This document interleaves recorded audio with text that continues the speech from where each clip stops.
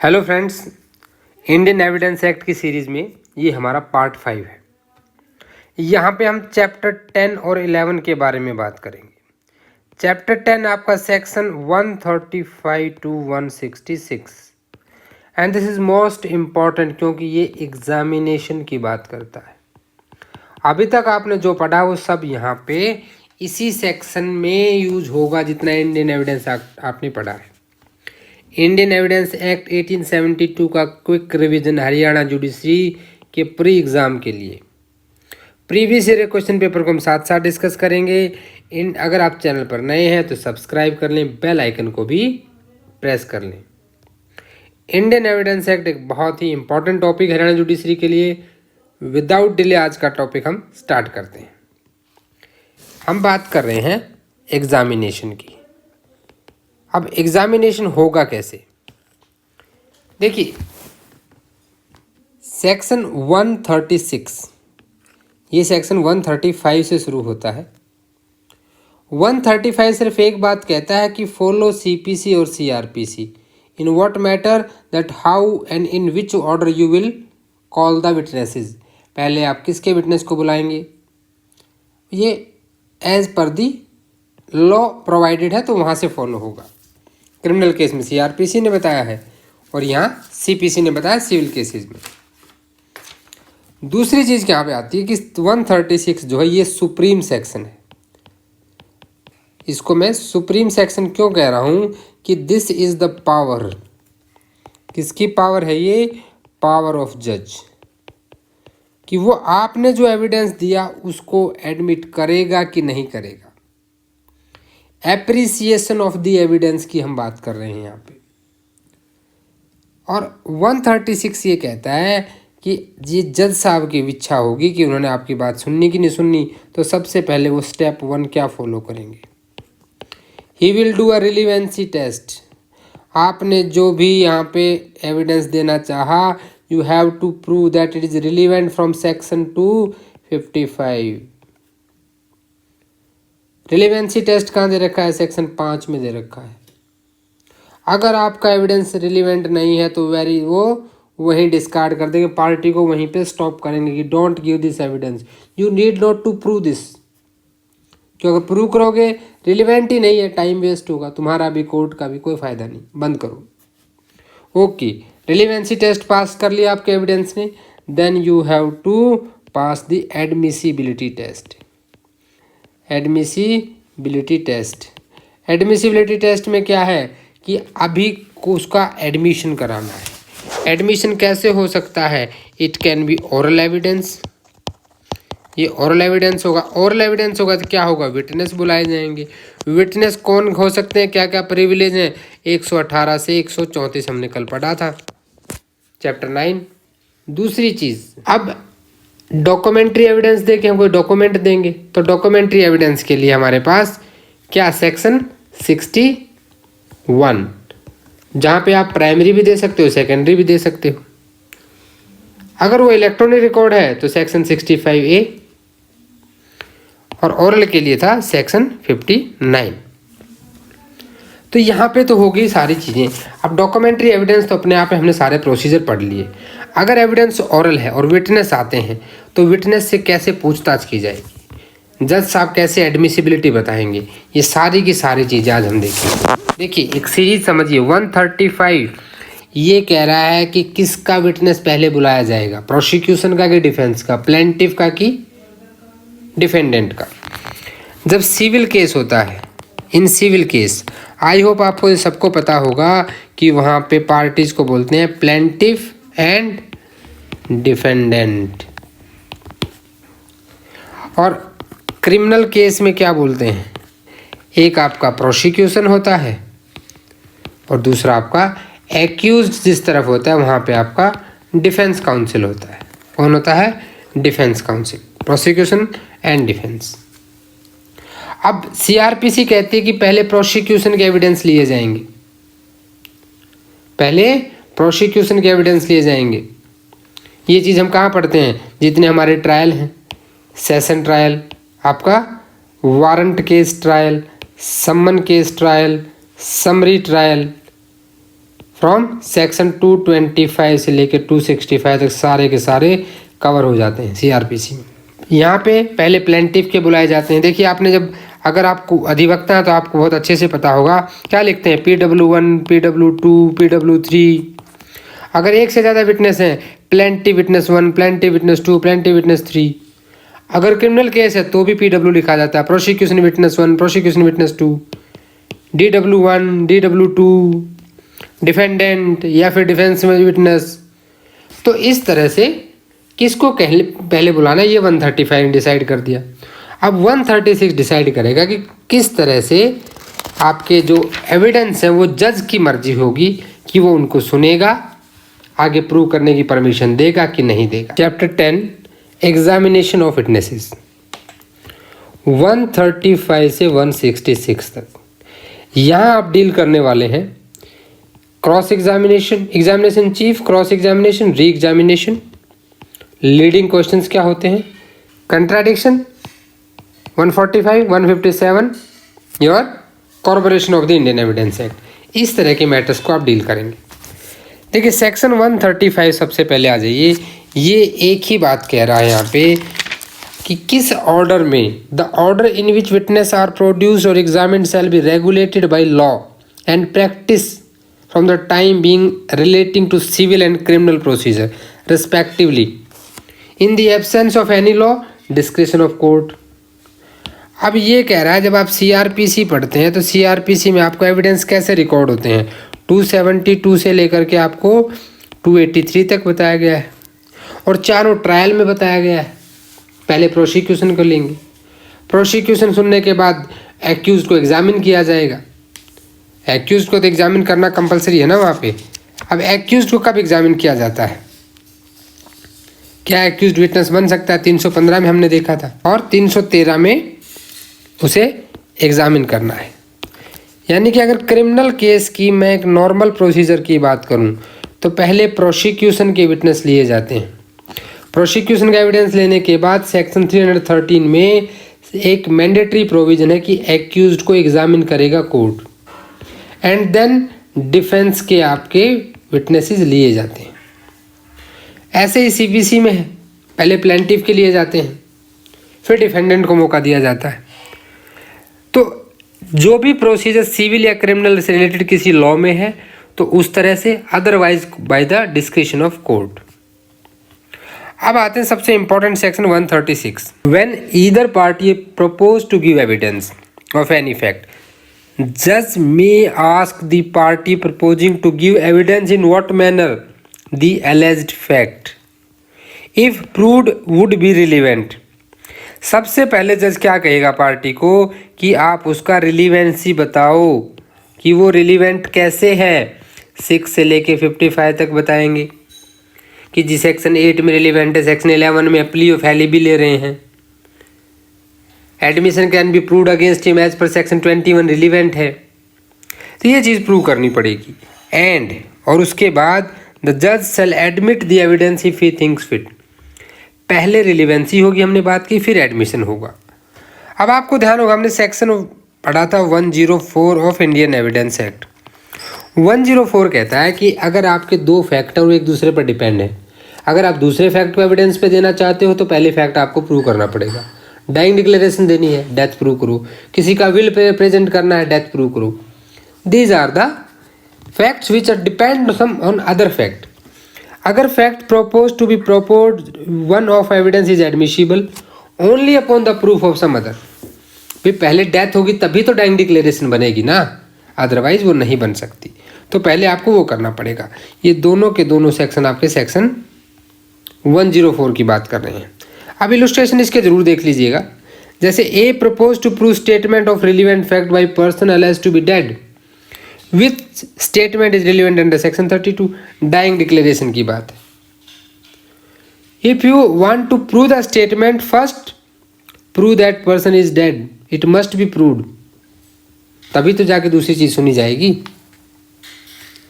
तो यहाँ पे आपको जज साहब कहते हैं कि इन what manner the alleged fact, जो हो चुके, ऐसा हुआ होगा। एलेज्ड फैक्ट क्या होते हैं कि मान लो ऐसा हुआ होगा, अब उसे आप दिए गए किसी भी जो प्रोविज़न है उसमें रिलीवेंट बताओ, देन उसको प्रूव करो। कोर्ट जज साहब फिर मर्जी है उनकी कि वो उसको डिस्क्रिशन है, इन हिज डिस्क्रिशन, कि उसको लेंगे कि नहीं लेंगे। अब 137 डेफिनेशन क्लॉज बताता है।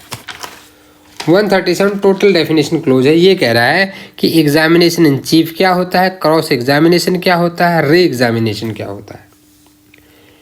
एक पार्टी है जिसको हम बोलते हैं पार्टी 1। अब दूसरी पार्टी जो इसके अगेंस्ट होगी उसे बोलेंगे हम एडवर्स पार्टी। जिन विटनेस को इस पार्टी ने बुलाया है ये उनसे कुछ सवाल जवाब करेगी। विटनेस जब कोर्ट में आता है तो वो वहाँ पे सारी कोई कथा नहीं सुना सकता। क्वेश्चन आंसर्स में ही must be specific to the relevant facts and the question put to him must be relevant to the fact in issue और द रिलीवेंट फैक्ट। हमने पहले ही पढ़ी है कि एविडेंस तो भाई रिलीवेंट फैक्ट या फैक्ट इन इशू में ही दे सकते हो। तो उसके लिए उसी के विटनेस को, जिस विटनेस को उसी ने बुलाया है, एग्जामिनेशन इन चीफ होता है। अब ये तो उसका विटनेस है, ये तो उसके हिसाब से बातें बोलेगा, जो वो पढ़ा के लाया वही बोलेगा। उसके लिए होता है फिर क्रॉस एग्जामिनेशन। जब आप वकील बने थे तो हर कोई आपसे एक चीज़ कहता था, if you can do a good cross you can be a very very good advocate. Cross अच्छा आना चाहिए। ये क्रॉस वही है कि एडवर्स पार्टी फिर इससे पूछताछ करेगी, एडवर्स पार्टी, और उसे कहा जाता है क्रॉस एग्जामिनेशन। अब क्रॉस एग्जामिनेशन में कुछ नई बातें निकल कर आई सामने, फिर से ये पार्टी उसका एग्जामिनेशन करेगी। एक बार ये कर चुकी है, दोबारा करेगी तो क्या कहेंगे, re examination. Subsequent to cross examination, cross examination के बाद ही होता है, उसे री एग्जामिनेशन कहते हैं। अब पहले कौन सा होगा इन तीनों में से, ये चीज़ आपको बताएगा कौन, 138। Order of examination, witness shall be first examine in chief. सबसे पहले जिस पार्टी ने उसको बुलाया है वो उससे पूछताछ करेगी। In the answer question format, question will put up to him by the advocate और काउंसलर, और उसके बाद वो आंसर देगा। और अगर एडवर्स पार्टी सो डिज़ायर, ऐसा नहीं है कि कंपलसरी है, अगर एडवर्स पार्टी चाहती है तो उसे क्रॉस एग्जामिन कर सकती है, और फिर जिस पार्टी ने उसे बुलाया था वो चाहे तो उसे री एग्जामिन भी कर सकती है, और री एग्जामिन के बाद फर्दर क्रॉस एग्जामिनेशन भी हो सकता है। The examination and cross examination must relate to relevant fact. जो एग्जामिनेशन है और क्रॉस एग्जामिनेशन है वो रिलीवेंट फैक्ट से होना चाहिए, लेकिन cross examination need not be confined to the fact to which witness testified on his examination in chief। But cross examination में ज़रूरी नहीं कि वही बातें पूछी जाए जो एग्जामिनेशन इन चीफ में पूछी गई, उससे एक्स्ट्रा भी वो पूछ सकता है। फिर आता है direction of re examination. Re examination shall be directed to the explanation of matter referred in cross examination. Cross के बाद होगा हमेशा, और जो क्रॉस में नए मैटर आए हैं उसी के लिए आप री एग्जामिनेशन होगा। If new matter is by permission of the court, उसके अलावा भी ऐसा नहीं कि कुछ पूछ नहीं सकते, पूछ सकते हो बट कोर्ट की परमिशन चाहिए वहाँ पे। एडवर्स पार्टी में further cross examination upon that matter, और फिर से जो है एडवर्स पार्टी क्रॉस एग्जामिनेशन करेगी। 139 cross examination of person called to produce a document. आपने किसी को क्या किया, किसी को बुलाया है सिर्फ एक डॉक्यूमेंट प्रोड्यूस करने के लिए। 91 CRPC में order 13 of what CPC, production of document. कोई डॉक्यूमेंट मंगाए कोर्ट ने और उसने व्यक्ति ने किसी और के द्वारा भेज दिए, it means he has been followed the order of the court. सम्मन की सारी उसने कंडीशंस को पूरा किया है, तो उसे आप जब तक विटनेस के तौर पे नहीं बुलाओगे तब तक उसे क्रॉस एग्जामिन नहीं कर सकते। उसके डॉक्यूमेंट को आपने मंगाया, डॉक्यूमेंट वो लेके आ गया, उसका इंस्पेक्शन करना कोर्ट का काम है, बट उसे क्रॉस एग्जामिन नहीं किया जा सकता। सिर्फ एक डॉक्यूमेंट लाने से वो विटनेस नहीं बन जाता। Section number 140 witness to character, यानी कि अगर कोई किसी के कैरेक्टर का विटनेस बनकर आता है। कैरेक्टर कहाँ रिलीवेंट है, हमने कहा था 52 से 55 relevancy of the character, relevancy of character. तो 140 किसके साथ पढ़ना है, 52 से लेके 55 तक। ये कहता है कि witness to character may be cross examined and re examined. अगर किसी के कैरेक्टर के बारे में, चरित्र के बारे में कोई गवाही देने आता है तो he can very well be cross examine and re examination. उसको क्रॉस एग्जामिन भी कर सकते हैं और री एग्जामिन भी किया जा सकता है। अब इससे आगे देखिए 141 से लेकर के हम 153 तक पढ़ेंगे। किस चीज़ के बारे में, क्वेश्चंस के बारे में। एग्ज़ाम का पूरा यही होना है कि एग्जामिनेशन ऑफ चीफ कर रहे हो, क्रॉस एग्जामिनेशन, री एग्जामिनेशन कर रहे हो, तो क्या वहाँ पे अब आगे क्वेश्चन कैसे पूछे जाएंगे, लीडिंग क्वेश्चंस क्या होंगे, स्कैंडलस क्वेश्चंस क्या होंगे, इन सारी चीज़ों को हम 141 से 153 तक बात करेंगे। अब यहाँ तक अगर हम बात कर लें तो एक मैं क्वेश्चन आपसे ज़रूर डिस्कस करना चाहूँगा जो पहले दिल्ली जुडिशरी में पूछा जा चुका है। ये है आपका क्रॉस एग्जामिनेशन से रिलेटेड। क्या री एग्जामिनेशन के बाद क्रॉस एग्जामिनेशन हो सकता है? इफ़, ये जो क्वेश्चन यहाँ से इतना, if new matter is by permission of court, new matter is by permission of the court introduced in re-examination, the adverse party may further cross examination. ये एमसीक्यू पहले दिल्ली जुडिशरी में पूछा जा चुका है कि क्या क्रॉस एग्जामिनेशन री एग्जामिनेशन में हर बात पे हो सकता है? तभी होगा जब वहाँ पे नया मैटर आएगा और या फिर कोर्ट ने आपको परमिट कर दिया हो। इसको ध्यान रखना है। अब आते हैं हम लीडिंग क्वेश्चन के ऊपर।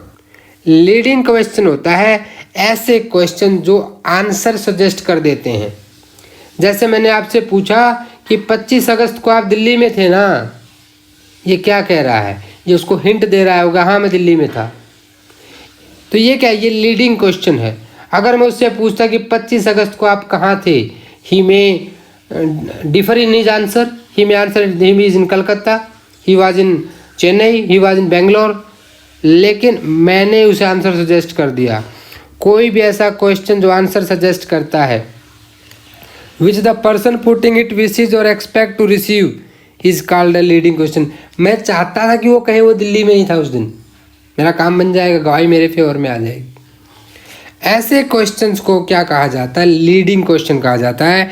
इंडेक्स बेस्ड बहुत सारी जुडिशरी में पूछा जा चुका है। Most important on the index based. यहाँ तक तो क्वेश्चन की बात आ गई, लेकिन हम एग्जामिनेशन, क्रॉस एग्जामिनेशन में एक चीज़ मिस कर गए। हमने सीपीसी में एक चीज़ पढ़ी थी, बहुत बार पूछी जाती है आपसे, प्रो फॉर्मा डिफेंडेंट। ये वर्ड आपने सीपीसी में पढ़ा होगा। ऐसा डिफेंडेंट जिससे किसी भी रिलीफ की डिमांड नहीं की गई but still he is a defendant. The pro forma defendant can not examine the witness of the plaintiff. Plaintiff के विटनेस को ना तो वो फ्रेंडली और ना ही एडवर्सली किसी भी बेसिस पे नहीं कर सकता है, एग्जामिन नहीं कर सकता है, वो क्रॉस एग्जामिन नहीं कर सकता है। नाउ 141 में हमने पढ़ा कि लीडिंग क्वेश्चन क्या होता है।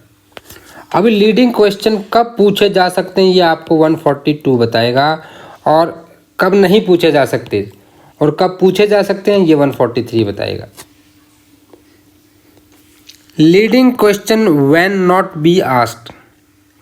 Leading question must not, if objected by adverse party, इस पे ध्यान दीजिएगा।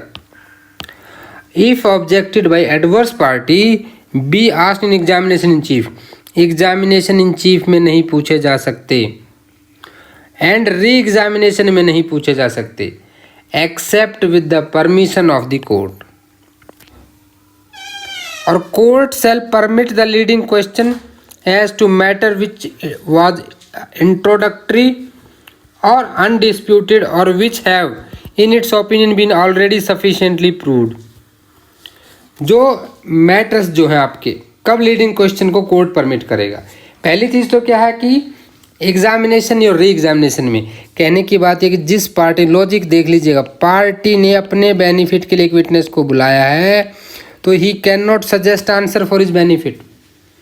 और ये पार्टी से क्या करती है? एक एग्जामिनेशन करती है, दूसरा री एग्जामिनेशन करती है। अगर दूसरी पार्टी ने ऑब्जेक्शन कर दिया, objection my lord, then the he can not ask such question. लेकिन कोर्ट की परमिशन अगर रहे, ऑब्जेक्शन ओवर रूल्ड, तो पूछा जा सकता है। कोर्ट लेकिन लीडिंग क्वेश्चन को कब परमिट करेगा, जहां पे मैटर जो है वो इंट्रोडक्टरी और अनडिस्प्यूटेड हो और कोर्ट के ओपिनियन से पहले से ही सफिशिएंटली प्रूव हो चुके हों, यानी कि जिससे जस्टिस पर कोई इफेक्ट नहीं पड़ेगा। अब पूछे कहाँ जा सकते हैं, this is the most important MCQ. सबसे इंपॉर्टेंट एमसीक्यू है, क्रॉस एग्जामिनेशन में पूछे जा सकते हैं। क्रॉस एग्जामिनेशन में क्यों? क्योंकि एडवर्स पार्टी उससे पूछताछ करती है and the purpose of cross examination is to check the veracity and testimony of the witness. They want to take out the truth through the cross examination. Now section 144 evidence as to matter in writing. इस section को हमेशा आप 91 और 92 के साथ पढ़िए। वहाँ पे हमने 3 बातें कही थी। देखिए, जब भी कोई कॉन्ट्रैक्ट, ग्रांट या other deposition of property, 3 word note कर लीजिए, कोई भी कॉन्ट्रैक्ट, कोई भी ग्रांट या एनी डिपोजिशन ऑफ PPTY यानी कि प्रॉपर्टी, ठीक है, और इनके उसमें अगर संदर्भ में आपको क्या देना है, एविडेंस देना है, तो ये किस में होंगे, ये रिटर्न में होंगे, तो आपको रिटर्न में देना होगा। 91 बेस्ट एविडेंस रूल है। अगर रिटर्न में दिया गया है तो रिटर्न में ही बताना पड़ेगा, क्योंकि मैटर ऑलरेडी रिटर्न में है, कॉन्ट्रैक्ट से रिलेटेड, ग्रांट से रिलेटेड और कोई डिपोजिशन ऑफ प्रॉपर्टी से रिलेटेड। लेकिन अगर कोर्ट अलाउ भी करता है तो जो एडवर्स पार्टी वो क्या करेगी, ऑब्जेक्ट कर देगी कि नहीं sir, we can not take, because यहाँ पे आप ओरल कंटेंट नहीं ले सकते, डॉक्यूमेंट ही इनको प्रोड्यूस करना पड़ेगा। तो वहाँ पे क्या करेगी, एडवर्स पार्टी में ऑब्जेक्ट सच एविडेंस, कि जब तक या तो डॉक्यूमेंट लेके आओ ना, डॉक्यूमेंट मंगाइए इनसे, डॉक्यूमेंट पेश किया जाएगा। लेकिन यहाँ एक witness may give oral evidence, witness oral evidence दे सकता है। कब दे सकता है? If by other person about the content of document if such statement are in themselves relevant fact। अगर वो relevant facts है, एग्जाम्पल समझिएगा, ये आप एग्जाम्पल आप समझ लेंगे तो आपको समझ में आ जाएगा। 144 को 91 बेस्ट एविडेंस रूल के साथ पढ़िए। किसी भी रिटर्न उस डॉक्यूमेंट का अगर आप एविडेंस दे रहे हैं तो रिटर्न वाला डॉक्यूमेंट दिखाइए। एक्सेप्शन क्या है कि अगर रिलीवेंट फैक्ट का कोई ओरल स्टेटमेंट है तो हम ले लेंगे। The question is whether A assaulted B. A के ऊपर आपने क्या लगा, चार्ज लगा दिया कि इसने बी को क्या किया, असॉल्ट किया है। अब सी ने देखिए, सी डिपोजिट, सी एक विटनेस है और इसने कहा कि उसने ए को सुना था, किसको कहते हुए, डी को कह रहा था कि बी ने उसे एक लेटर लिखा है। और क्या कहा कि बी ने, wrote a letter accusing me of theft, और बी ने मुझ पर चोरी का आरोप लगाया है। I will be revenged on him, मैं उससे बदला तो लूँगा। ये स्टेटमेंट जो है रिलीवेंट हो जाएगी एज शोइंग एज मोटिव। ये क्या दिखाती है, ए का मोटिव दिखाती है। मोटिव कहाँ आता है, section 8, motive preparation and conduct, section 8 for the assault and evidence may be given of it though no other evidence is given about the latter. हालांकि देखिए वो लेटर क्या था, रिटर्न में था। जो लेटर बी ने ए को लिखा था वो रिटर्न में था, पर अभी वो लेटर तो नहीं है, लेटर नहीं है, लेकिन सी है विटनेस और सी कह रहा है कि जी मेरे सामने मैंने सुना था, उसने डी को कहा कि मैं उससे बदला लूँगा। तो ये चीज़ क्या हो गई, रिलीवेंट फैक्ट हो गई। ऐसे समय पे ओरल एविडेंस अलाउ किया जा सकता है अंडर सेक्शन 144। नेक्स्ट क्वेश्चन आपका आता है contradiction of the witness. Witness को क्या करना है, कंट्राडिक्ट करना है। उसने जो बात कही है उसकी उस बात को आपको क्या करना है, इम्पीच करना है। तो इम्पीच कैसे होगा, देखिए इम्पीच कौन करेगा, कंट्राडिक्शन। कंट्राडिक्शन हमेशा एडवर्स पार्टी करते, ये याद रखिए। क्योंकि अगर मेरा विटनेस है तो मैं उसे कंट्राडिक्ट क्यों करूँगा, वो मेरे फेवर की बात कहेगा। लेकिन अब कंट्राडिक्ट कैसे करेंगे, because the basic purpose of cross examination is to check the veracity of that witness, we have to find out the truth. तो क्रॉस एग्जामिनेशन में जब आपने देखा होगा कि मान लीजिए उसने पहले कोई ऐसी स्टेटमेंट दी हैं जो राइटिंग में लिखी गई हैं। सेक्शन 166 में क्या होता है, 161 में सॉरी, आपके पुलिस को दिए गए बयान हैं, वो क्या लिखित रूप में लिखे जाते हैं। वहाँ पे, या किसी ने 154 में क्या किया, एफआईआर रजिस्टर करवा दी, तो एफआईआर में आपने क्या स्टेटमेंट रिकॉर्ड कराई। एफआईआर हम कैसे कर सकते हैं, ओरल कर सकते हैं, रिटन में कर सकते हैं। अगर ओरल करेंगे तो जो ओआईसी पुलिस स्टेशन है वो क्या करेगा, उसे रिटन में दर्ज करेगा और एक कॉपी आपको देगा और आपसे साइन भी कराएगा उस पर। तो यहाँ पे देखिए वेरी सिंपल बात है कि जो राइटिंग में पहले आप स्टेटमेंट दे चुका है विटनेस, अब वो कोर्ट में आ गया और एडवर्स पार्टी अब उससे क्या कर रही है, क्रॉस कर रही है, वहाँ पे कंट्राडिक्शन सेक्शन 145 रोल में आता है। प्रैक्टिकल एप्लीकेबिलिटी को समझना है आपको। A witness may be cross examine as to previous statement made by him in writing. FIR भी हो सकती है, कहीं और पे दी गई स्टेटमेंट भी हो सकती है, और रिड्यूस्ड इनटू राइटिंग, या तो उसने वो राइटिंग में दी हो या उसे राइटिंग में लिखा गया हो, और being proved, but if it is intended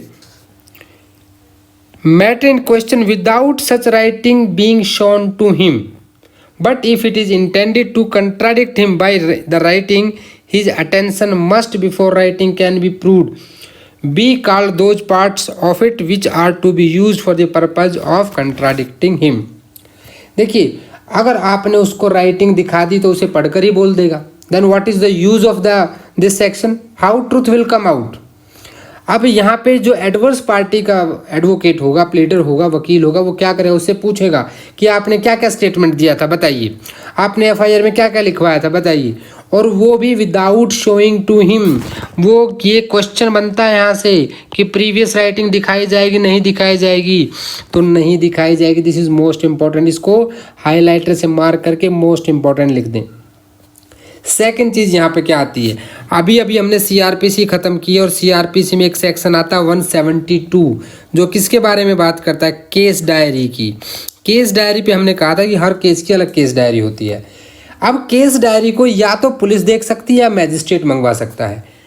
अब मैजिस्ट्रेट और पुलिस के अलावा ना तो एक्यूज्ड, ना उसका कोई एजेंट, ना उसका वकील, कोई भी यहाँ पे इस डायरी को नहीं देख सकता। लेकिन अगर 172 के तहत हमने कहा था वहाँ पे रोल में आ जाता है सेक्शन 159। आप कंफ्यूज ना हो इसलिए मैं आपको बता रहा हूँ कि 159 में पुलिस वाला रेफर कर सकता है अपने प्रीवियस राइटिंग को, ठीक है, और ये पावर उसको मिलती है 159 से, तो 145 मस्ट बी रीड विद 159। तो यहाँ पे जितने पार्ट को उसने अपना मेमोरी रिफ्रेश करने के लिए देखा है, उतने ही पार्ट को वो एक्यूज जो पार्टी उसको क्रॉस कर रही है वो भी देख सकती है, not the full case diary, ठीक है, इतना याद रखिए। बाकी कंट्राडिक्शन से रिलेटेड बात करता है। अगर कोई भी प्रीवियस स्टेटमेंट है जो रिटन में है उसको दिखाई नहीं जाएगी, बिना दिखाए सवाल जवाब किए जाएंगे और उसकी बातों को सच या झूठ साबित किया जाएगा। यहीं पे एक मैजिस्ट्रेट की पावर भी रोल में आती है। इसको कनेक्ट कर दीजिए सीआरपीसी के सेक्शन 280 के साथ। ये सब चीज़ें बताते हुए देखिए, जब कोई झूठ बोलता है ना तो उसका डेमिनोर चेंज हो जाता है, भाव भंगिमाएं बदल जाती है। सीआरपीसी सेक्शन 280 कहता है the magistrate must no sell endorse in the record. उसकी जो डेमिनोर्स हैं उनको भी नोट करना है, उसकी भाव भंगिमाएं कैसी हैं। तो ये सब चीज़ें भी आपका एविडेंस प्रूव करने में रोल प्ले करती हैं। सेक्शन 145 में आपने देखा कंट्राडिक्शन के बारे में, लेकिन आपने उसकी लैंग्वेज अगर ध्यान से पढ़ी हो तो ब्रैकेट खोलिए, a witness may be cross examine as to previous statement. क्या लिखा गया है, दो पार्ट बनते हैं इसमें। पहला पार्ट बनता है आपका बट तक, a witness may be cross examine as to previous statement made by him in writing और reduced into writing and relevant to matter in question without such writing being shown in to him और being proved. But को कर लीजिए underline, but को क्या कर लेना है अंडरलाइन। इससे पहले का वो एक पार्ट है और उसके बाद दूसरा पार्ट। 145 क्या है, is talk about the previous writing, ठीक है, प्रीवियस राइटिंग की बात कर रहा है, यानी कि प्रीवियस स्टेटमेंट, उसने जो स्टेटमेंट कहीं पे दी है ऐसी स्टेटमेंट। अब ये स्टेटमेंट उसको दिखाई जाएगी कि नहीं दिखाई जाएगी, whether to show him or not, to show him, ठीक है, or not. We are going to show that whether to show him that writing or not. यहाँ पे दो चीज़ें हैं। जो पार्ट 1 है हमारा ये यहाँ पे है, बीच में बैठा है बट, और पार्ट 2 है यहाँ। इसको अगर आपने देख लिया तो मैं बता रहा हूँ 145 में आपको इसके बाद डाउट नहीं रहेगा। आपने क्या कराया, उसका क्रॉस एग्जामिनेशन किया। कौन करता है क्रॉस एग्जामिनेशन? हमेशा एडवर्स पार्टी करती है। कहाँ बताया गया है, डिफाइन किया गया सेक्शन 137 में। ऑर्डर कहाँ पे दिया गया, 138 में, कि री एग्जामिनेशन इन चीफ के बाद ही क्रॉस एग्जामिनेशन होगा, या फिर री एग्जामिनेशन के बाद नए मैटर्स में या कोर्ट की परमिशन से होगा। फर्दर क्रॉस एग्जामिनेशन उसे हम कहेंगे। तो ये हो गया क्रॉस एग्जामिनेशन। उसके बाद क्रॉस एग्जामिनेशन में इस क्वेश्चन का आंसर रहेगा no. Why no? You need not to show him. But से आगे पढ़िए, if it is intended to contradict him. दोनों चीज, दो पर्पज के लिए 145 है। बेर एक्ट में अपनी नजरें बना के रखिए। But if it is intended to contradict him by the writing, his attention must before the writing can be proved be called to those parts of it which are to be used for the purpose of contradicting him। अगर आपको क्या करना है, contradict करना है, in that case वो writing क्या की जाएगी, दिखाई जाएगी। यस, जर्नल माइंड में क्या हम एक सेटअप बना लेते हैं कि नहीं दिखाना है। कंट्राडिक्ट देखिए हम कहाँ कहाँ करते हैं। कंट्राडिक्ट और कॉर्पोरेट में भी हम बात करेंगे। ये बात करता है कंट्राडिक्शन की। But if it is intended to contradict by him by the writing, his attention must before writing can be proved be called to those parts of it which are to be used for the purpose of contradicting him. जितना part, ये 172 का जो मैंने आपको example दिया था बेर act में, ये पुलिस वाला उतने ही पार्ट को यहाँ पे देख सकता है। आप अपना सीआरपीसी का सेक्शन 172 देखिए। 172 यही बात कह रहा है आपको। जब भी कोई चीज़ आती है ना, उसको साथ में वहीं पे पढ़िए। 172 का जब सब सेक्शन 3 आप पढ़ेंगे, बेर एक्ट खोलिए, सीआरपीसी का बेर एक्ट होगा, खोलिए आपके पास। एग्जाम का टाइम है, कोई भी इंपॉर्टेंट पॉइंट मिस नहीं करना है। ये कहता है कि neither the accused nor his agent shall be entitled to call for such diaries nor shall he or they entitled to see them merely because they are referred by the court। Court देख सकता है, बाकी कोई नहीं देख सकता। पहला question clear mind में। दूसरी चीज कहाँ पे आती है, court use them for the purpose of contradicting such police officer. Provision of 161 और section 145 of Indian evidence act applies. Contradiction कौन यूज करता है, कोर्ट यूज करता है। आई होप 145 में आपको डाउट नहीं रहा होगा। कंट्राडिक्शन में और कॉर्पोरेशन में भी मैं डिफरेंस बताऊंगा आपको। 157 में कॉर्पोरेशन होता है और 145 में हम कंट्राडिक्शन की बात करते हैं। इसके ऊपर भी हम डिटेल में बात करेंगे, 157 में आएंगे तब। चलिए 146 देखते हैं। आपने लीडिंग क्वेश्चन पढ़ा, आपने कंट्राडिक्शन कराया, अभी आप question lawful in cross examination. When a witness is cross-examined, he may, in addition to the question herein after referred, be asked any question। भाई रिलीवेंट फैक्ट से और फैक्ट इन इशू से related आपको पूछना है। ये आपको इंडियन एविडेंस एक्ट ने कहा।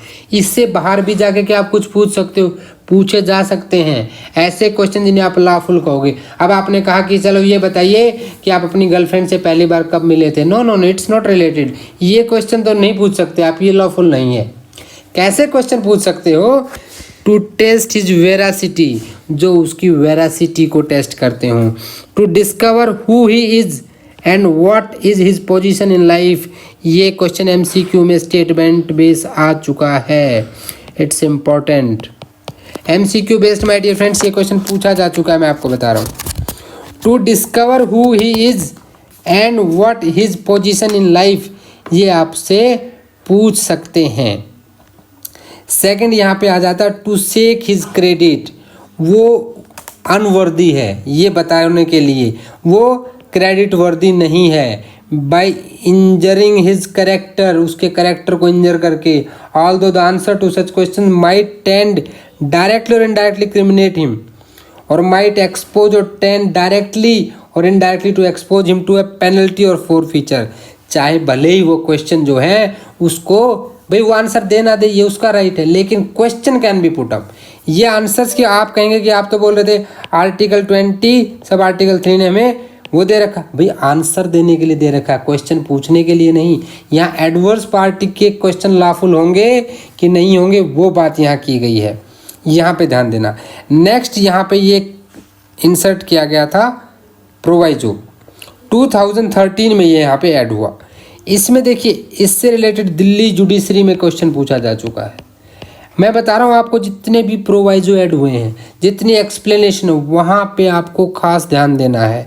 क्वेश्चन क्या आया था यहाँ पे कि the provision sexual experience of a prosecutrix in a case of rape where the question of consent is an issue provided that prosecution of an offence under section 376 A B C D E of IPC or attempt to commit any such offence where the consent is an issue, जहाँ पे क्या issue है, consent issue है। Consent के लिए क्या था 114A में प्रिजम्पशन थी, प्रिजम्पशन भी हमने पढ़ी है। It shall not be permissible to adduce evidence to put the questions in cross examination of victim as to general immoral character और previous sexual experience।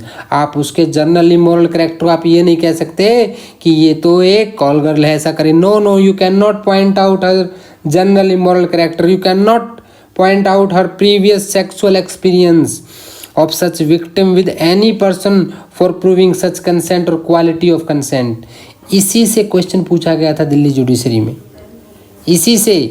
और ये पूछा गया था कि क्या ये रिलीवेंट है कि नहीं है, क्या ये रिलीवेंट है। अगर देखिए सीधी सी बात, अगर कोई भी प्रीवियस एक्सपीरियंस उसका ऐसा है और उससे कंसेंट का क्वेश्चन है तो वहाँ पे वो रिलीवेंट नहीं होगा, ये क्या होंगे, इररिलीवेंट होंगे।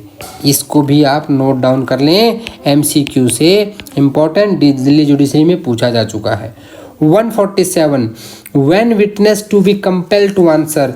आपने नंदनी सतपथी केस पढ़ा, कहाँ पढ़ा हमने, ये हमने पढ़ा था CRPC जब हमने 161 की थी। CBI ने former chief minister of Orissa, वो भी इंदिरा गांधी के टाइम पे एक आयरन लेडी की तरह ही थी और इनके ऊपर काफ़ी सारे करप्शन के चार्जेस लगे। CBI ने इनसे बहुत सारी चीज़ें पूछना चाहिए लेकिन कोर्ट ने कहा कि राइट टू साइलेंस है, ठीक है, ये आंसर नहीं देंगी।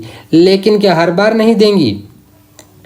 If any such question relate to matter relevant to the suit और proceeding the provision of section 132 shall apply. किसके प्रोविजन अप्लाई हो जाएंगे, सेक्शन 132 के अप्लाई हो जाएंगे। सेक्शन 132 आपका यहाँ पे क्या कहता है, सेक्शन 132 बात करता है कि no witness can be excused on the ground that answer will criminate him. इस ग्राउंड पे नहीं किया जा सकता। तो यहाँ भी वही है, टू कंपेल द आंसर। अगर कोई भी रिलीवेंट मैटर्स, रिलीवेंट फैक्ट, देखिए एक चीज़ हमेशा याद रखिए कि fact in issue and relevant fact, factum probandum factum probans, यही दो चीज़ें हैं जिनके ऊपर क्वेश्चन पूछे जा सकते हैं, जिनसे रिलेटेड क्वेश्चन के लिए आप उसे कंपेल कर सकते हो, अदरवाइज आप नहीं कर सकते हो। Now come to the section 148 court to decide when question shall be asked and when witness compelled to answer. अब ये बात तो आपने कह दी 147 में और 132 में कि उसे आंसर देना होगा, लेकिन हु विल डिसाइड दिस, कि वो क्वेश्चन उससे पूछा जाना चाहिए कि नहीं है। The court will decide, it will be decided by the court कि वो क्वेश्चन उससे पूछा जाए या नहीं पूछा जाए। No one else can be force, उसके अलावा कोई फोर्स नहीं करेगा, ये कोर्ट डिसाइड करेगा। If any such question relate to matter not relevant to the pro. Section number 148 आपने 146 में कहा कि क्वेश्चन पूछे जा सकते हैं to test his veracity, to shake his credit.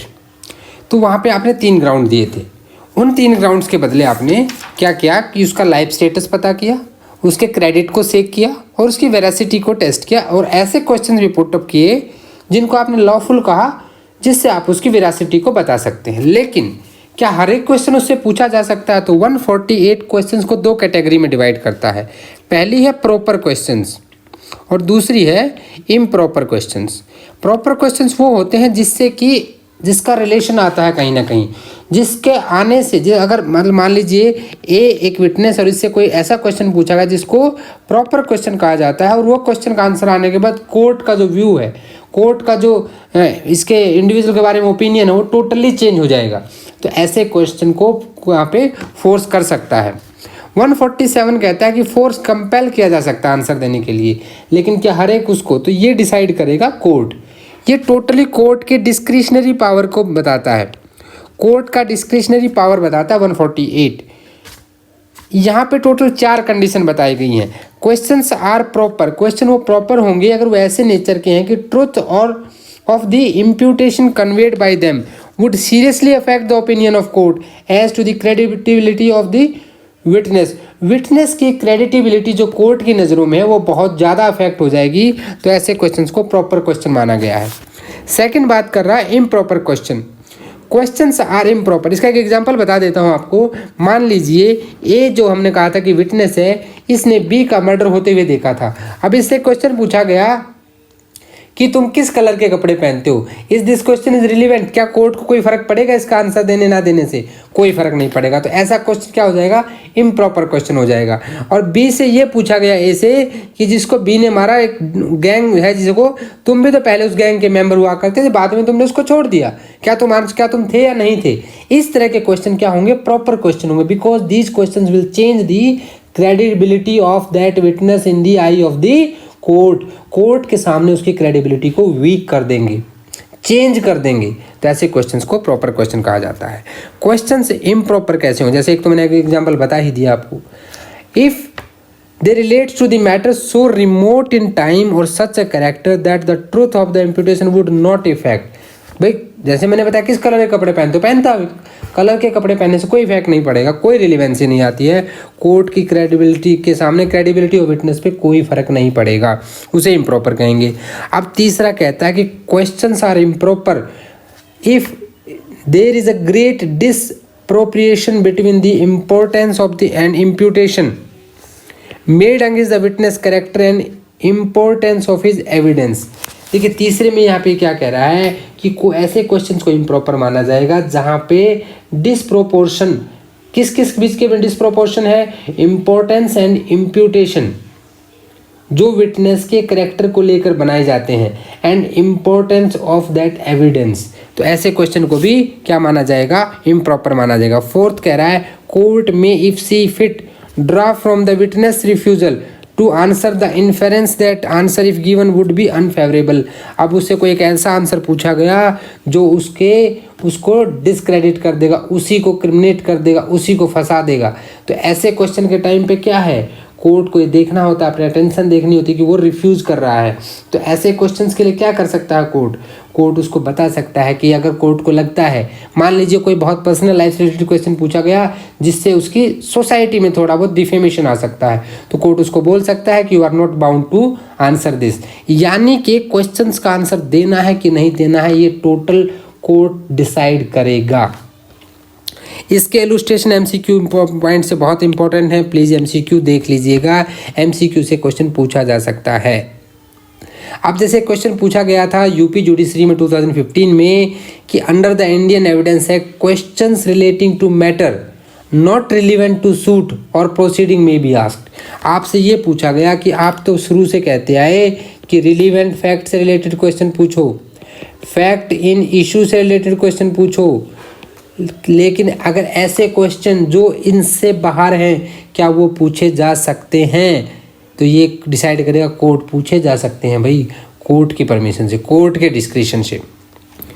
अब आ जाइए 150 पे, procedure of court in case question being asked without reasonable ground, बिना किसी रीजनेबल ग्राउंड के कोई क्वेश्चन पूछ लिया जाता है। If the court is of the opinion that any such question was asked, court का ये ओपिनियन है कि बिना किसी रीजनेबल ग्राउंड के कोई क्वेश्चन पूछ लिया गया है, it may if it was asked by the barrister pleader vakil attorney report the circumstances of case to the high court और other authority to which such barrister pleader vakil attorney subject to exercise profession. किसको देगा, bar council को दे देगा। अगर किसी ऐसे barrister pleader vakil attorney ने ऐसा पूछा तो वो रिपोर्ट करेगा कि यहाँ पे तो हाई कोर्ट में करेगा या ऐसी अथॉरिटी को जिसके अंडर वो प्रोफेशन में है, वो पीपी है, असिस्टेंट पीपी है, डायरेक्टर ऑफ प्रोसिक्यूशन को कर देगा, वो कोई वकील है तो वहाँ की बार काउंसिल को कर देगा। तो इस तरह से वो उनके खिलाफ रिपोर्ट कर सकता है, ये 150 कह रहा है। 151 इंडेक्स बेस्ड से मोस्ट इंपॉर्टेंट है, कई जो स्टेट जुडिशरी में पूछा जा चुका है। इनडिसेंट एंड स्कैंडलस क्वेश्चंस किस सेक्शन के तहत आते हैं, यही क्वेश्चन बन जाता है। तो किस सेक्शन के तहत आते हैं, ये आते हैं सेक्शन 151 के तहत। इवन ये आप अगर कहें तो हरियाणा जुडिशरी में ये सेम क्वेश्चन पूछा जा सकता है। Indecent and scandalous questions may be forbidden by the court under forbidden, ये देखिए क्वेश्चन है, आंसर बता दिया। हरियाणा जुडिशरी के 2013 के एग्जाम में ये क्वेश्चन आ चुका है। The court may forbid any question और inquiries which it regards as indecent and scandalous although such questions और inquiries may have some bearing on the question before the court unless they relate to fact in issue। देखिए unless they relate to fact in issue, अगर वो fact in issue से या matter से related है, necessary to be known in order to determine whether or not the fact in issue existed, तो ही वो पूछे जा सकते हैं। और यहाँ भी आपका कोर्ट का डिस्क्रिप्शन आ जाता है 148 वाला। 152 कहता है क्वेश्चंस इंटेंडेड टू इंसल्ट और अनॉय। अनॉय होता है किसी को गुस्सा दिलाने वाले, किसी की बेइज्जती करने वाले, इंसल्ट करने वाले क्वेश्चंस का क्या होगा। The court shall forbid any question, court मना कर देगा which appears to be intended to insult और अनॉय विच दो प्रॉपर इटसेल्फ, चाहे वो क्वेश्चन प्रॉपर हो लेकिन अगर वो किसी की इंसल्ट करने के लिए, किसी विटनेस को अनॉय करने के लिए पूछे गए हैं और कोर्ट कैसा लगता है, तो कोर्ट क्या कर सकता है, उसे फॉरबिड कर देगा। 153 exclusion of evidence to contradict answers to the questions testing veracity। exclusion of the evidence to contradict answer to the questions testing the veracity, किसी की भी veracity आप कहाँ डिसाइड कर रहे थे 146 में, जहाँ आप lawful questions के लिए ग्राउंड था veracity। देखिए यहाँ क्या है कि जब किसी भी विटनेस से कोई क्वेश्चन पूछा जाता है और या फिर कोई आंसर दिया जाता है उसके द्वारा किसी भी क्वेश्चन का जो रिलीवेंट है इंक्वायरी में, only in so far as it tend to shake his credit by injuring his credit, कहाँ पे 146 में हम कर रहे थे। No evidence shall be given to contradict him but if he answers falsely he may afterward be charge with giving false evidence. भी उसे contradict नहीं किया जाएगा, लेकिन अगर फॉल्स एविडेंस दोगे तो आपके ऊपर आईपीसी की धारा के तहत ये मुकदमा चलाया जा सकता है। फॉल्स एविडेंस का आईपीसी में कहाँ पे आता है, फॉल्स एविडेंस आपका आईपीसी 193 में बताया गया है। देखिए जब भी कोई ऐसी चीज़ें मिलती हैं तो उसको तुरंत दूसरे बेर एक्ट से कोरिलेट कर लीजिए, आपके लिए बहुत हेल्पफुल रहेगा। एक्सेप्शन देखते हैं, एक्सेप्शन 1 क्या कहती है। If a witness is asked whether he has been previously convicted of the any crime and he denies, उससे पूछा कि आपको पहले कभी सज़ा मिली, उसने मना कर दिया। Evidence may be given in his previous conviction, आपको ये लैंग्वेज सुनते ही याद आ गया होगा सीआरपीसी का सेक्शन 298। 298 कहता है कि प्रीवियस कन्विक्शन या प्रीवियस एक्विटल कैसे प्रूव किया जाता है, तो उसके उसमें एविडेंस दिए जा सकते हैं। एक्सेप्शन 2 क्या कर, देखिए ये एक्सक्लूजन की बात कह रहा है और ये दोनों एक्सेप्शन कह रहे हैं कि इंक्लूड किए जा सकते हैं वहाँ पे एविडेंस। एक्सेप्शन 2 क्या है कि if a witness is asked any question tending to impeach his impartiality and answer it by denying the fact suggested he may be contradicted, तो उसको कंट्राडिक्ट किया जा सकता है वहाँ पे। ए ने क्लेम किया against an underwriter is registered on the ground of fraud.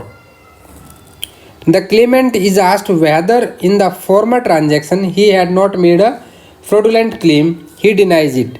Evidence is offered to show that he did make such claim, the evidence is inadmissible, तो उस केस में क्या हो जाएगा, एविडेंस वहाँ पे इनएडमिसिबल हो जाएगा। क्यों हो जाएगा, क्योंकि आप उसको यहाँ पे कंट्राडिक्ट नहीं कर सकते हैं। लेकिन अगर उसने जो एविडेंस दिया है वो उसने फॉल्स दिया है तो आईपीसी की धारा 193 193 section IPC he can be prosecuted. अब आ जाइए आप 154 पे, question by party to his own witness, अपने ही विटनेस से। आपका एक वर्ड आता है होस्टाइल विटनेस, क्या आता है, होस्टाइल विटनेस, जब अपना ही धोखा दे दे। भाई जिस विटनेस को लाए थे अपने फ़ायदे के लिए और होस्टाइल विटनेस यहाँ पे क्या हो गया, स्टेटमेंट गलत दे दी, यानी कि जहाँ पे witness makes statement against the interest of party who has called him, मैं ही कोर्ट लेकर आया और मेरे ही खिलाफ तुमने गवाही दे दी, तो क्या हो गया, होस्टाइल विटनेस हो गई। होस्टाइल विटनेस कहाँ बताया गया, सेक्शन 154। तो कोर्ट अपने डिस्क्रिप्शन में permit the person who call a witness to put any question to him which might be put in cross examination, क्योंकि क्रॉस किसको करना था, एडवर्स पार्टी को करना था, पर यहाँ तो कौन पलट गया, अपना विटनेस ही पलट गया। तो भाई जो पार्टी उसको लेकर आई है वो भी उससे क्रॉस के क्वेश्चन पूछ सकती है। लेकिन nothing in this section shall disentitle the person so permitted under sub section 1 to rely on any part of the evidence of such witness, उसको रिलाई करने से उस एविडेंस पे मना नहीं कर सकती है। 155 बात करता है impeaching credit of the witness. The credit of witness may be impeached in the following ways by the adverse party. Adverse party कब कब इम्पीच कर सकती है ये यहाँ बताया गया है, with the consent of the court और by the party who calls him, by evidence of the person who testify that they from their knowledge of witness believe him to be unworthy of credit or to give his evidence। यानी कि यहाँ पे क्या करें, वो ऐसे उसको unworthy यहाँ पे साबित कर दें कि वो तो अनवर्दी है। होस्टाइल विटनेस वाला क्वेश्चन आपसे ज़रूर पूछा जाएगा, याद रखिएगा। या तो वो कह दें कि वो अनवर्दी है या फिर वो बिलीव करा दे कि वो अनवर्दी ऑफ क्रेडिट है। सेकंड ग्राउंड यहाँ पर क्या बनता है कि by proof of that witness, यहाँ नहीं है, आप अपने बैरेक्ट में देखने हैं, शायद प्रिंटिंग कुछ मिस्टेक हो गया होगा। ये कह रहा है कि by proof of that witness he has bribed और has accepted the offer of bribe और has received any other corrupt inducement to give his evidence. Evidence लेने के लिए जी पैसे दिए, यानी कि आपको विटनेस को गलत साबित करना है। बस इतना यहाँ पे याद रखिए। यहाँ पे जो क्वेश्चन बनते हैं वो इसके इलुस्ट्रेशन से बनते हैं। तीसरा पॉइंट यह है कि by proof of the former statement inconsistent with any part of his evidence. ठीक है, आप उसको यहाँ पे कंट्राडिक्ट कर रहे हो। तीसरे पॉइंट में क्या कर रहे हो, उसको कंट्राडिक्ट कर रहे हो। और कंट्राडिक्शन में हमने कहा था कि आप उसकी स्टेटमेंट उसको दिखानी होगी वहाँ पे, लेकिन कॉर्पोरेशन क्रॉस एग्जामिनेशन में नहीं दिखानी है। अब आते हैं 156 पे, question tending to corroborate evidence.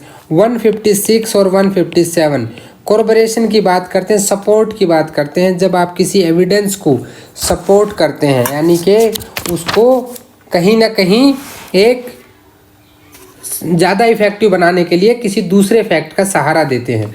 When a witness whom it is intended to corroborate give evidence of any relevant fact, he may be questioned as to any other circumstances which he observed at or near। भाई आपने कहा कि यहाँ पे खून हुआ, लेकिन उसके अगल बगल की कुछ सिचुएशंस उससे पूछी जा सकती हैं।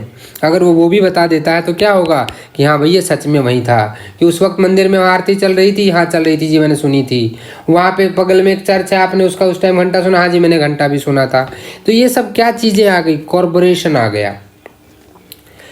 एन अकम्प्लिस, अकम्प्लिस कहाँ आता है, 133 में, gives an account of a robbery in which he took part, he describe various incident unconnected with the robbery के अलावा भी आसपास की जो घटनाएं घटी उनको भी उसने बताया। पार्ट ऑफ सेम ट्रांजैक्शन हम कहाँ पढ़ते हैं, सेक्शन 6 में। वैसे ही तो independent evidence of this fact may be given in order to corroborate his evidence. भाई आप इस बात का कि उस समय पे वहाँ पे ये एक दूसरी घटना भी क्रम हो रहा था, हालांकि वो रिलीवेंट नहीं है, it is not relevant fact, but फिर भी उसका एविडेंस दिया जा सकता है। 157 most important section, former statement of witness may be prove to corroborate later testimony. आपने 145 में भी क्या किया था, प्रीवियस स्टेटमेंट की बात की थी। यहाँ भी फॉर्मर स्टेटमेंट है, कॉर्पोरेट करने के लिए testimony of witness any former statement made by such witness relating to the same fact or about the time when the fact took place or before any authority legally competent to investigate the fact may be proved। तो वो वहाँ पे prove की जा सकती है। अब हमने कहा था कि हम वहाँ पे बात करेंगे किसके बारे में, आपके कंट्राडिक्शन और कॉर्पोरेशन के बारे में। देखिए कंट्राडिक्शन की जब भी बात आती है, कंट्राडिक्ट की जब भी बात आएगी, यू रेफर सेक्शन 145, 153 एंड जब भी कॉर्पोरेशन की बात आएगी, कॉर्पोरेशन में 156 और 157। और यहाँ एक चीज़ बता दूँ आपको कि 158 जो है ये दोनों पर अप्लाई होता है। जी हाँ, 158 कॉन्ट्राडिक्शन की भी बात करता है और कॉर्पोरेशन की भी बात करता है। What matters may be proved in connection with proved statement under section 32-33, जिनको एज ए विटनेस नहीं बुलाया जा सकता। Dying declaration is also a part. Whenever any statement relevant under section 32-33 is proved, all matter may be proved either in order to contradict or to corroborate it।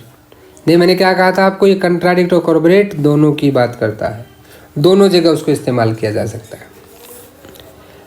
अब 159 आ गया, refreshing memory. Case diary में आपने पढ़ा था, section 172 में इसकी बात की गई है। When a witness may while under examination refresh his memory by referring any writing made by himself, ध्यान देना है यहाँ पे, at the time of transaction concerning which he is questioned, or as soon afterward the court considers likely that the transaction was at that time fresh in his memory. The witness may also refer any such writing made by any other person, वहाँ पे क्या था, उसने खुद लिखा हो या किसी दूसरे ने लिखा हो, and read by the witness within the time aforesaid, if when he read it he knew it to be correct। जब वो पढ़ रहा है तो उसे पता होना चाहिए कि वो सही है। When witness may use copy of document to refresh the memory, ये तो है कि वो ओरिजिनल। अब कॉपी कब अलाउ करेंगे? कॉपी हम कहाँ अलाउ कर रहे थे? 65 में अलाउ कर रहे थे ना। सर्टिफाइड कॉपी कहाँ कर रहे थे? 76, 77 में। 79 में प्रिजम्पशन ले ली थी हमने पब्लिक डॉक्यूमेंट्स की कॉपी की। Whenever a witness may refresh his memory by referencing to any document, he may with permission of court refer to a copy of such document, court की परमिशन से। But proviso ये है कि court be satisfy that there is sufficient reason for non production of original. Original भाई produce करने के बहुत सारे कारण, कहाँ कारण पढ़े थे हमने? सेकेंडरी एविडेंस के 65 में पढ़ी थी। टोटल 7 कंडीशंस पढ़ी थी कि आप सेकेंडरी एविडेंस दे सकते हो। A bookkeeper may testify to fact recorded by him in the books generally kept in course of business if he knows that the books were correctly kept, although he has forgotten the particular transaction entered, भले ही वो particular को भूल गया हो। 161 right of adverse party as to writing use to refresh memory. 159 और 60 में तो witness की थी, अब एडवर्स पार्टी का बताया गया 161 में। Any writing referred under the provision of 2 last preceding section यानी कि 159 और 160 must be produced and shown to the adverse party if he require it. Such party may if please cross examine the witness thereupon. इसको बहुत ध्यान से सुनिए, आप 2 minute ध्यान प्लीज इधर उधर मत करना। 172 में जब आप आईओ को क्या करता है, कंट्राडिक्ट करते हो और उसको विटनेसिंग के दौरान अंडर सेक्शन 159 अपनी मेमोरी रिफ्रेश करने के लिए वो केस डायरी पढ़ता है। अब केस डायरी को एज पर तो कोई नहीं देख सकता। 172 क्या कहता है? सीआरपीसी, मैं सीआरपीसी 172 की बात कह रहा हूँ। वो कह रहा है कि कोई और नहीं देख सकता, लेकिन जितने पार्ट की जितने मेमोरी को उसने रिफ्रेश किया, मान लो उसने एक घटनाक्रम को उसमें देखकर पढ़कर याद किया है, तो एडवर्स पार्टी भी उतने ही पार्ट को देखने के लिए ऑथराइज है, भले ही वो केस डायरी को देखने के लिए ऑथराइज ना हो। लेकिन जितने पार्ट को अंडर सेक्शन 159 उसने क्या किया है, देखा है, उतने ही पार्ट को क्या करेगा, वही एडवर्स पार्टी वाला भी देखेगा। 162 प्रोडक्शन ऑफ डॉक्यूमेंट की बात करता है कि witness summon to produce a document shall if it is in possession और power bring it to the court. Section 91 92 CrPC criminal case में। ऑर्डर 13 आपका कहाँ पे है? सीपीसी में। Notwithstanding any objection which may be production of और its admissibility, the validity of any such objection shall be decided by court. Court, if it sees fit, may inspect the document unless it refers the matter of state or take other evidence to enable it to determine on its admissibility. Translation, अगर वो किसी दूसरी language में है तो उसे translate कराया जा सकता है। अगर ये नेसेसरी है कि वो ट्रांसलेट न हो, कोर्ट क्या कर सकता है, ट्रांसलेटर को बोलेगा to keep the content secret unless the document is given in the evidence. और ट्रांसलेटर को बोले किसी को नहीं बताना है, और अगर ट्रांसलेटर ने कहीं से पैसे ले देकर डिसोबे कर दिया तो उसके खिलाफ आईपीसी की धारा 166 166 के तहत आपराधिक मामला बन जाता है। 163 giving as evidence of document called for and produce on notice when a party calls for a document which he has given in the other party notice to produce. Such document is produced and inspected by the party calling for production. He is bound to give it as evidence if the party producing it require him to do so. उसे वो produce करना पड़ेगा। Under section 66 आप notice देते थे। Total 6 condition बताई गई कब आप नोटिस दे सकते हो, क्योंकि 65A में जब अदर पोजेशन में ओरिजिनल होता है। नोटिस देखो कहाँ से कहाँ रिलेट हो गया है। 164 using as evidence of document production of which was refused on notice. अगर आपने 66 में नोटिस दिया रिफ्यूज हो गया तो क्या करेंगे, उसके बारे में बताया गया है। When a party refuse to produce a document which he has a notice to produce. Notice कहाँ है, सेक्शन 91 CRPC में है। He can not afterward use the document as evidence without the consent of other party और the order of court. Court के order के बिना या दूसरी पार्टी कंसेंट के बिना दोबारा यूज नहीं कर सकते आप उसको एविडेंस में। 165 और 166 और 167 ये सारे जज की पावर बात करते हैं। 165 कहता है कि जज आपसे कुछ भी पूछ सकता है, वो आपसे कुछ भी पूछा, कुछ भी प्रोड्यूस करने के लिए, ये इसका डिस्क्रिशनरी पावर है। 166 का पावर ऑफ ज्यूरी और असेसर टू पुट क्वेश्चंस, ये भी वही बात कह रहा है। 167 कह रहा है no new trial for improper admission or rejection of evidence.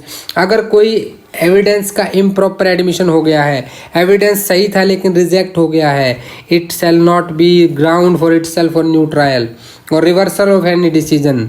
भाई इस बात के लिए वो ग्राउंड नहीं होता कि नया मुकदमा चलाया जाए। No, you can't do that. और फर्स्ट शेड्यूल जो है ये 1938 में सेक्शन 2 के साथ रिपील हो गया था। याद रखिएगा बस ईयर यहाँ पे। माय डियर फ्रेंड्स, यहाँ पे आपका इंडियन एविडेंस एक्ट 1872 कंप्लीट हो गया है। टोटल 1, 2, 3, 4 एंड 5 पार्ट्स में हमने बनाया है, तो प्लीज़ सारे वीडियोस देख लीजिए। इस पे एक बुलेट रिवीजन भी बनाएंगे। मुझे किसी ने मेल की थी कि एक ही वीडियो में अराउंड लेस देन 1 आवर रहेगा। ओनली सेक्शंस की हम बात करेंगे and we will discuss full Indian evidence Act. आप कहीं पे चलते चलते वॉकिंग करते करते भी सुन लेंगे, इन वीडियोस को देख लेंगे। तो मुझे पूरी उम्मीद है, मेरी ऊपर वाले से यही प्रार्थना है कि आपका एग्ज़ाम बहुत अच्छा जाए, आपके कोई भी क्वेश्चन ना छूटें। So thanks for watching this video. I hope आपको इंडियन एविडेंस एक्ट के और CRPC के जो क्विक रिविजन्स के वीडियो सारे अच्छे लगे होंगे। अगर वीडियो आपको सच में अच्छे लगे तो लाइक कर दें, चैनल को सब्सक्राइब करें। आपके कहीं भी कोई भी डाउट्स, कोई भी सजेशंस, कोई भी mistakes done by me in the videos, very well, we all are the brothers, we all are a family. आप हमें बता सकते हैं। आप मुझे टेलीग्राम चैनल को भी ज्वाइन कर सकते हैं जिसका लिंक डिस्क्रिप्शन में है। वहाँ पर भी आप एडमिन में जाइए और एडमिन में जाके मुझे डायरेक्ट मैसेज कर सकते हैं, वो मैसेज मुझ तक पहुँच जाएगा। वीडियो को लाइक कर दें, अपने दोस्तों के साथ भी शेयर करें, क्योंकि नॉलेज और हमेशा ही बांटने से बढ़ता है। और कमेंट ज़रूर करें कि आपको ये पूरी सीरीज़ कैसी लगी। और नेक्स्ट सीरीज़ जो आ रही है वो आ रही है CPC की, सिविल प्रोसीजर कोड की, most important part of the average state judiciary. Maximum सभी जुडिशरी में आता है ये। तो मिलते हैं नेक्स्ट वीडियो में CPC के साथ। तब तक के लिए जय हिंद, जय भारत।